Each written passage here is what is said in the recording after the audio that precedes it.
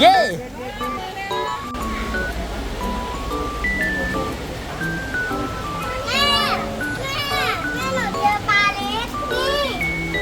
มันเหมือนตอนดำน้ำไหมปลาอะไรครับปลาเสือ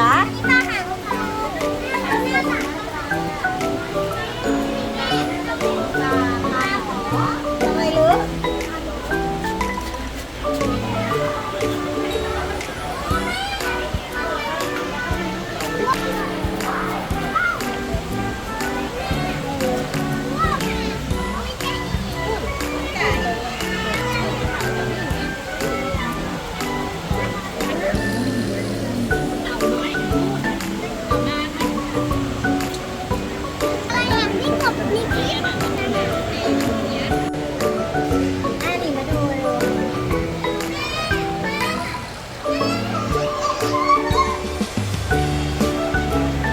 แมงป่องสกอร์เปียน เนี่ยตรงนี้มีกระเบนนะคะแม่อุ้มให้หนูดูหน่อยลายเนี่ยปลาเบนตั้งไว้อยู่ ปลาจระเข้แล้วผม ปลาอะไรครับ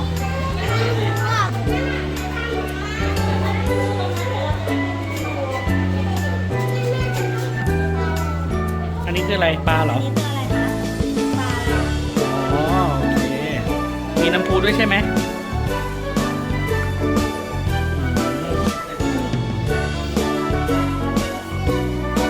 เหรอปลาผีเสื้อนกกระจิบ ค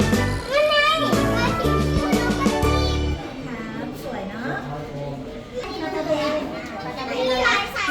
ปลากระเบนคือสีฟ้าใช่ค่ะปลากระเบนคือสายพันธุ์อันนี้สายพันธุ์อะไรคะปลากระเบนคือสีฟ้าเหมือนกันไหมครับ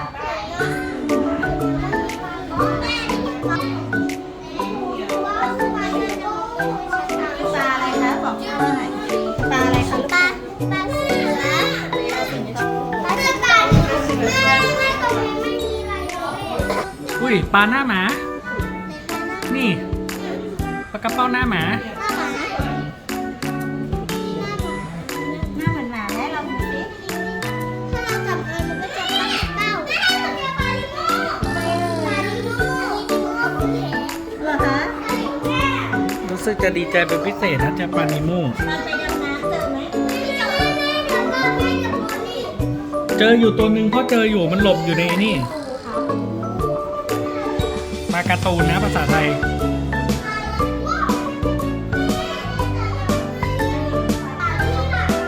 อันนี้ตายแล้วลูก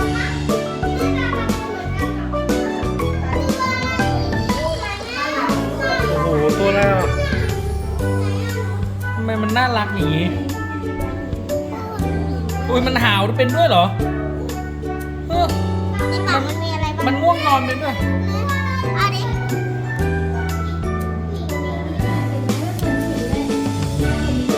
ลายยันข้างในลายทั้งตัวปลาไหลโอ้โหหางมันยาวไปถึงนู่นเลย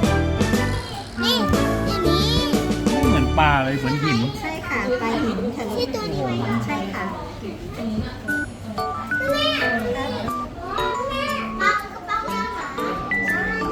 เป็นคาโตน่าใช่ไหมลูก ในปลากระเป้าหน้าหมา ไหน อันชี้ให้พ่อดีกว่า ปลากระเป๋าหน้าหมา อันนี้ปลาอะไรนะปลาอะไร โอ้อันนี้เจอในทะเลเยอะเลยนี่ ตอนที่ไปดำน้ำ อันนี้เหมือนใต้น้ำที่เราไปดำน้ำเลยลูกอันนี้คือปลากระเบนที่เราดูมาแล้วใช่ไหมคะ มีรูปหัวใจ ดูหันหน้ามาสิ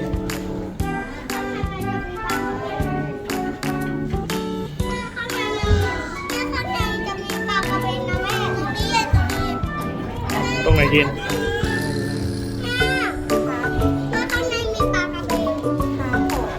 ไหนตรงไหนปลากระเบนในเขียนชี้ให้แม่ดูเลยนะคะให้แม่อันนี้ของแม่หน่อยค่ะ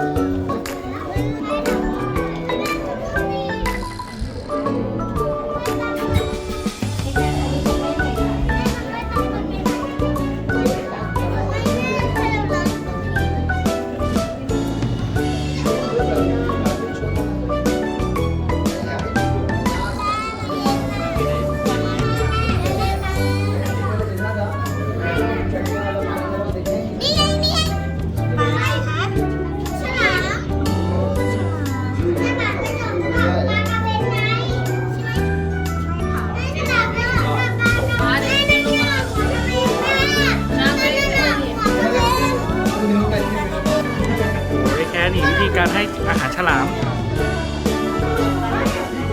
ไปแค่ไปยืนตรงนั้นเร็วยืนตรงนั้นยืนให้กำลังใจ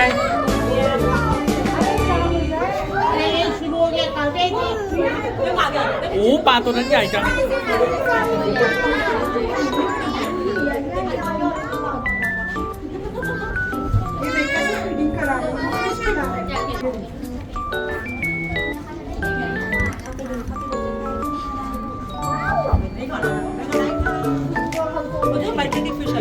เขาไม่โดนหรอกเพราะว่าเขาอยากให้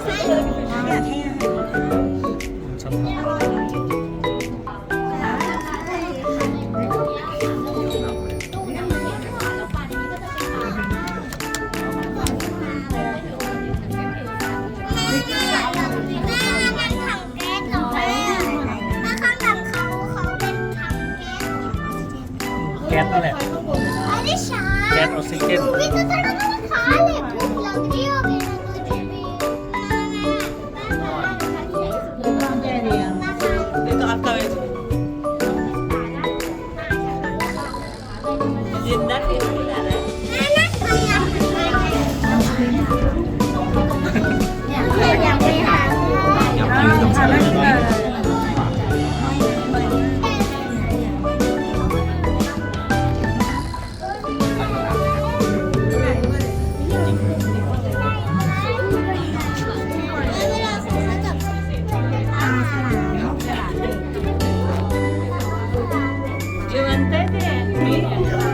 อันนี้ก็แบบประมาณเบบี้ชัก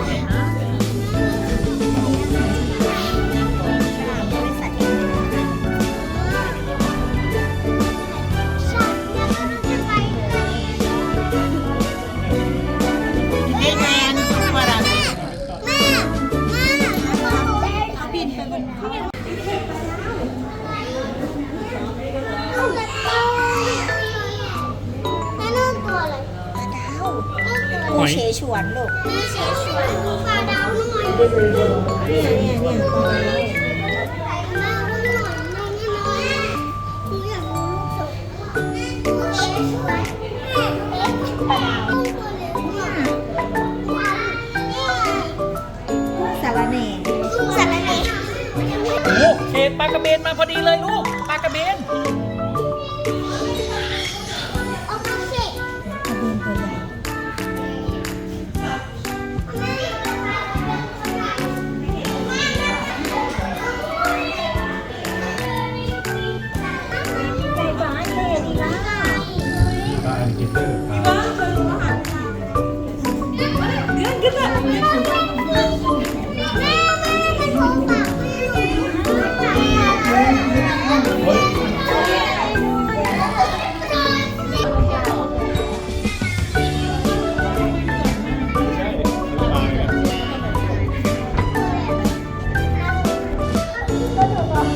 ปลาดุกเหรอดิปลาดุกกับเมซอนหรือเปล่า ปลากระเบนแต่อันนี้ปลา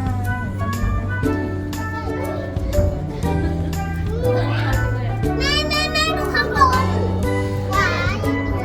ฉลาม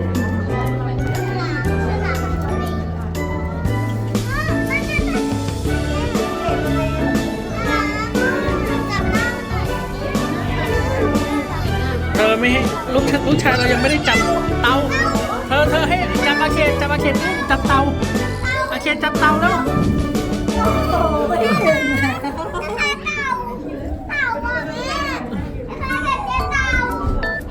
ฝั่งนี้ใหญ่เกินอุ้ยอาเคนเตาบนหัวเธอจับอุ้มลูกจับเตาอีเคก็อยากจับได้แล้วมาเดี๋ยวพ่ออุ้มเอเคเองมา ใครใครพ่อ จับได้ยัง